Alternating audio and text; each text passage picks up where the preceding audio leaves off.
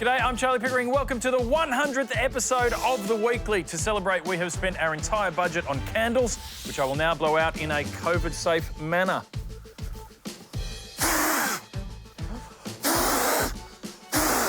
You know, these things are pretty good. This is The Week. As Melbourne's COVID numbers continued to flash on our television like the world's scariest game of Keno, all eyes turned to Sydney, desperately trying to avoid a second wave of its own. The next month is absolutely critical. We are literally at a crossroads. Well, you're literally, figuratively at a crossroads. I mean, we'd have a much bigger problem if you were literally at a crossroads, because hundreds of people who visited the Crossroads Hotel in Casula are being told to immediately go into home isolation. Positive cases linked to the outbreak now stand at 21, 10 who visited the pub and another 11 who caught it from them. This is called the Crossroads Hotel for a reason. It is on a popular route. in fact, it's so popular it might have routed a whole state. From the Crossroads Hotel last week, it's now hit a second pub, an army base, a school, a gym and the NRL. There are disturbing signs that the COVID resurgence has reached the heart of Sydney, with a Star Casino customer testing positive. That is damning. Not just the test result, but that a casino is considered the heart of Sydney. But the New South Wales government hit back hard, punishing the casino for breaching health orders with a massive $5,000 fine. Well, good luck making that back, Star Casino. I've been informed they've already made that back. The New South Wales government also announced a series of tighter restrictions on pubs, but apparently not casinos, which itself is a massive gamble. Also this week, a group of Victorians saw a strict lockdown with no visitors allowed and said, "Buck it." A late-night KFC run has cost a group of Melburnians $26,000 after their bulk order led police to an illegal birthday party. Police find 16 people gathered to celebrate a birthday at a Dandenong home after paramedics on break saw two men ordering 20 meals at KFC. That wasn't even a COVID measure, it's just standard practice. If paramedics see two men buying 20 KFC meals, they know that sooner or later there will be a medical emergency. But really, when it's 1:30 in the morning after a bender and someone asks if you'd pay $26,000 for KFC, there's really only one answer. Shut up and take my money. Other Victorians responded to the lockdown with a desperate bid for freedom. 6 Victorians have had a very expensive road trip caught trying to cross the Queensland border. The group has been fined $24,000 or $4,000 each for lying on their declaration forms. $24,000. That's almost 5 Star Casinos. But let's not rush to judgment. These border crossing forms are complicated. They may not even have known that they were breaking the rules. We definitely knew we were breaking the rules, but we thought we had a solid bulletproof story, but these guys had one up on us. And I'm 19, I should have read it better, to be honest. Yeah, a bit of legal advice, champ. Be less honest. It's a bad mistake from the young bloods, but at least they've learned their lesson. They plan to stay in New South Wales for another 4 days before having a second try at entering the Sunshine State. Money doesn't run the world, though. It's all good. As long as I have my heart in my brain, mate. Well, you certainly have heart. With the rest of the country terrified that they might have come in contact with a Victorian, gross, and Melbourne going back into lockdown, the Prime Minister made a plea for national unity. We're all Melburnians now when it comes to the challenges we face. We're all Victorians now because we're all Australians. Ich bin ein Coffeeschnob.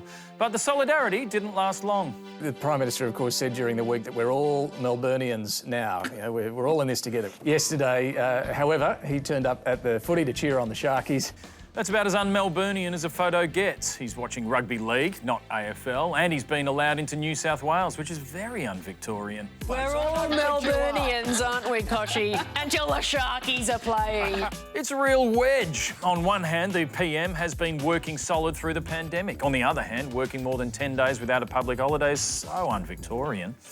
So can the PM really go to the footy and pretend that he understands what Victorians are going through? It was an embarrassing afternoon for the Sharks. Prime Minister Scott Morrison forced to watch on as his beloved team was hammered by the Panthers.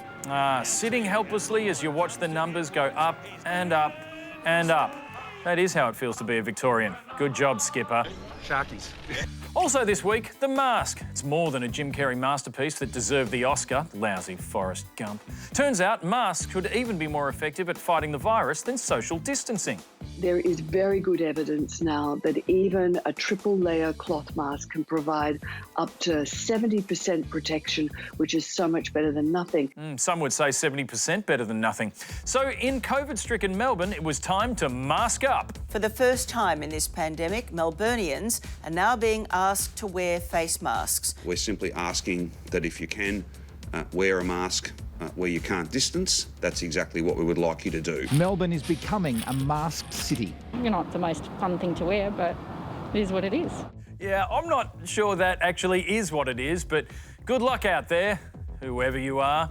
With people clearly challenged by the complexities of mask application, Victoria's Chief Health Officer, Dr. Brett Sutton, made a tutorial video to show how it's done, and Sunrise held its own helpful demonstration. And you can reuse that. Okay. You know, you don't need to keep throwing them away. Not quite as harrowing as the time Koshy showed barrettes how to roll a condom onto a banana. With the technique now clear, Federal Health Minister Greg Hunt couldn't wait to give it a go. 1 and 2. Thank you very much. The big question remains, who wore it better? Thank you very much. It is what it is.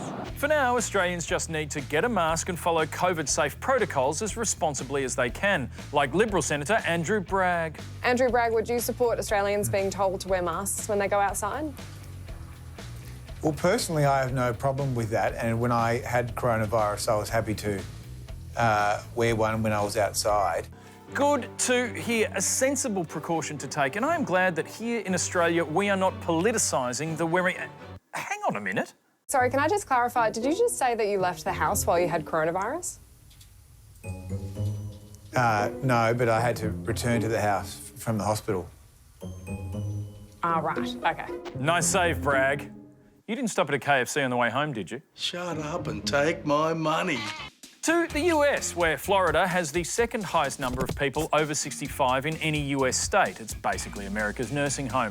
And the thing about nursing homes, you don't want to get coronavirus in them. So how's Florida going? In Florida, the state has just smashed all records for the highest number of cases, 15,000 in just the last 24 hours. Well, shit. Florida is now recording far more cases than even New York was at its peak.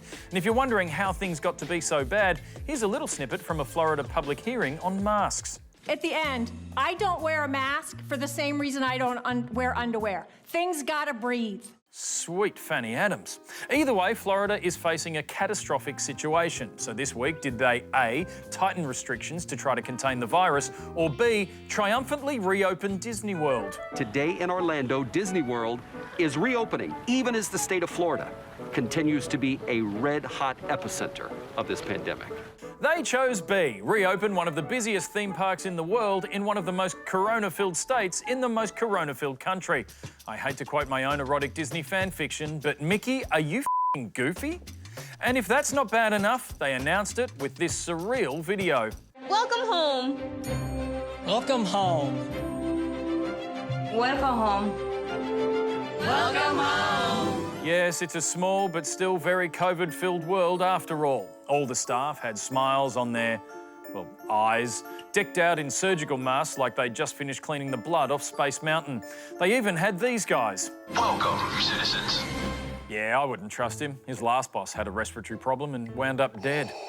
On the upside, I am looking forward to some gritty Disney reboots like Snow White and the COVID Dwarfs. Sneezy, wheezy, phlegmy, fevery, clammy and unresponsive. Shit, we better call Doc. And that's the week.